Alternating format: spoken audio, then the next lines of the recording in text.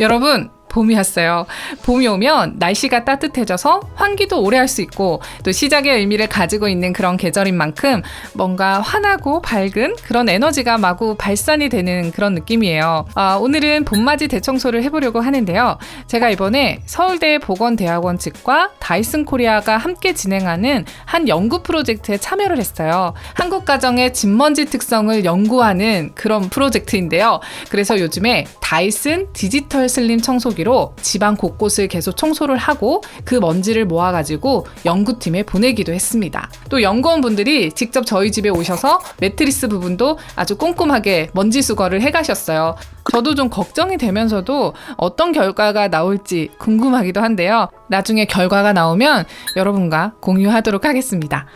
오늘 봄맞이 청소는 다이슨 엔지니어인 톰 맥베이 엔지니어와 미생물학자인 카렌 홀리만이 권장하는 청소 방법이 있더라고요. 그 권장하는 청소 방법 위주로 촬영을 해봤습니다. 네, 여러분은 매트리스 청소 주기가 어떻게 되세요? 저는 평소에는 그냥 간단히 돌돌이로 먼지를 가볍게 제거를 해주는데 사실 매트리스와 이불 패드 사이사이에 숨어있는 먼지들을 제거를 하려면 진공 청소기로 정기적으로 청소해주는 것이 필요하다고 합니다. 집먼지 진드기가 우리 피부에서 떨어져 나오는 각질을 먹이로 삼고 살아가기 때문에 그 각질들을 주기적으로 제거를 해줘야 되는 거죠.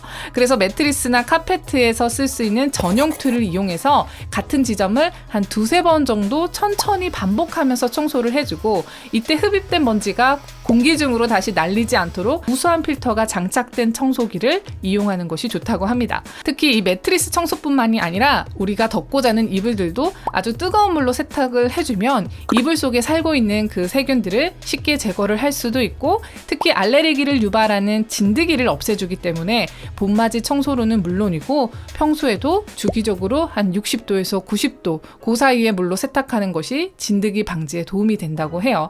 근데 매번 뜨거운 물로 세탁하는 게 좀 힘들 수가 있잖아요. 그럴 때는 미지근한 물로 세탁을 하고 이불을 공기가 잘 통하고 햇볕을 그대로 쬐 수 있는 곳에 널어가지고 자연 살균을 해주는 것도 하나의 방법입니다. 저는 대청소를 하는 김에 커튼 세탁도 같이 했는데요. 커튼은 언뜻 보면 그냥 창문 쪽에 걸려있는 그런 용품이라서 때가 잘 안 탈 것 같지만 집안에 있는 먼지들이 지속적으로 내려앉고 또 외부에서 들어오는 미세먼지나 황사 같은 오염물질들이 계속 잔뜩 묻어있기 때문에 커튼도 주기적으로 자주 세탁을 해줘야 돼요.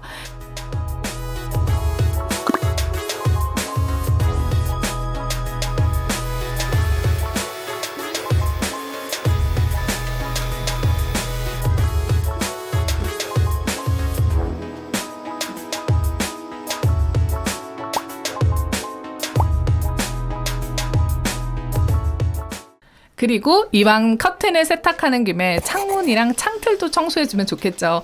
틈새 툴을 이용해서 창틀의 그 큰 먼지들을 제거를 해주고 물걸레와 나무젓가락으로 구석구석 꼼꼼하게 닦아냅니다.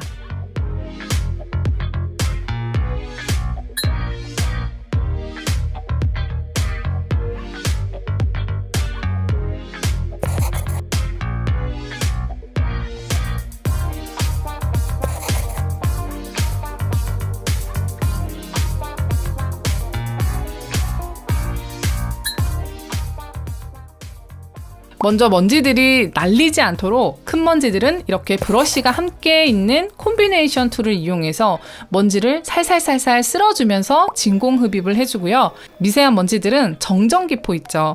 저는 접착제가 함유된 그런 정전기포를 사용하고 있는데 이런 걸로 전자제품을 꼼꼼하게 닦아내면 제품들에 붙어있는 먼지들을 제거할 때 아주 좋습니다.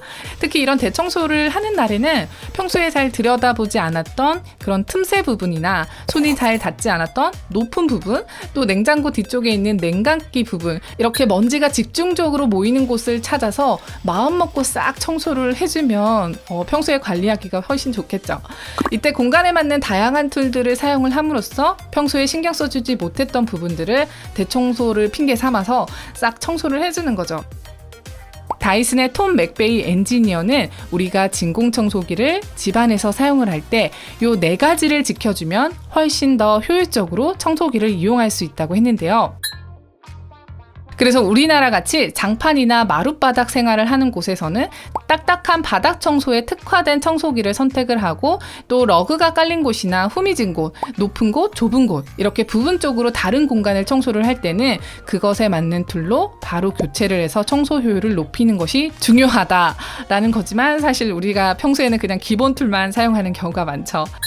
예를 들어서 저는 바닥 청소를 할 때는 미디엄 모드나 에코 모드를 이용해서 좀 오랫동안 꼼꼼히 청소를 하는 편이고, 매트리스나 먼지가 좀 집중적으로 모여있는 곳에는 아주 강하게 흡입 설정을 해서 꼼꼼하게 청소를 하는 편입니다. 세 번째 권장하는 청소기 사용법은 같은 지점을 천천히 여러 번 청소하는 거예요.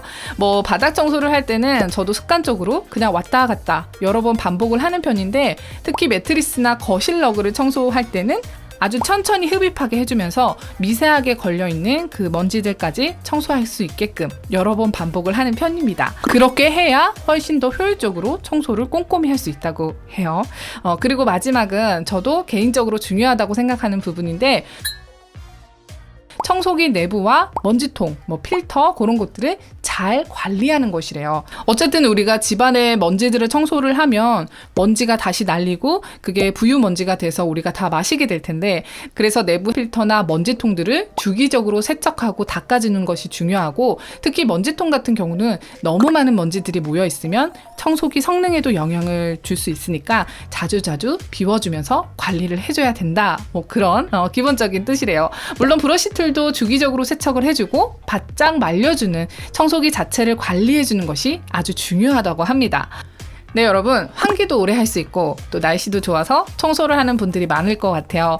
이런 몇 가지 청소 팁을 알아두면 같은 일을 하고도 더욱 효과적으로 집안을 청소할 수 있으니까 알아두시면 좋을 것 같아요. 저희 집에서 모은 먼지들이 과연 어떤 성분들로 분석이 됐을지 저도 참 궁금한데요. 결과가 나오면 공유하도록 하겠습니다. 꽁주부였습니다.